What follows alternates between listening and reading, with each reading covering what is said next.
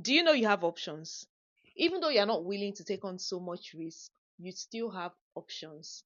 Welcome to day 5 of Making Finance Simple, one topic at a time. So, investing in shares is very risky, even though we've seen in day 3 and 4 that there are different ways you can earn from investing in shares. However, some of us are not comfortable taking on such risk. But guess what? There are other forms of investments, there are other options, and one of them is what we call fixed income investments. Fixed income investment is simply a kind of investment where you get regular returns over a period of time, and these returns are usually predictable. This is different from shares because when it comes to shares, we either hope to sell our shares at a higher price than we bought it so that we can earn capital gains, or we just hope that the company makes profit and then pay us dividend from that profit.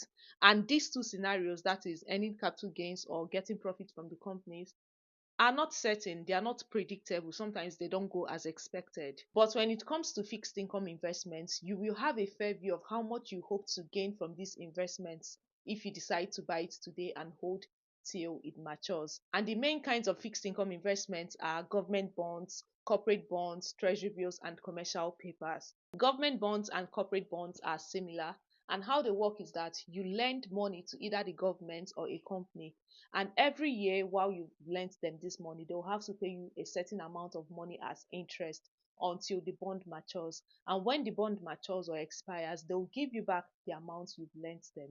Simple. So this means that if you invest in a government or corporate bond that promises a 20% interest, and the bond is supposed to last for 5 years, and you invest about 100 million, it means that every year for the 5 years, the government or the company will have to pay you 20 million as interest every year until the bond matures after 5 years. And when we get to the end of 5 years, they will have to give you back the 100 million you've invested initially. This is simply how bonds work.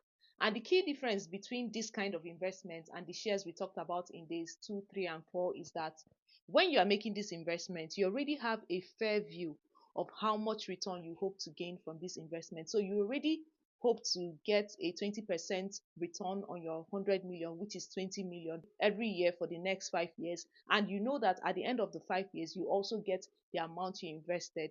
Whereas when it comes to shares, we are only hoping that the company either pays dividend or the value of your shares increases so that you can sell and make your profits. And this is why fixed income investments are less risky than shares, because they are more predictable.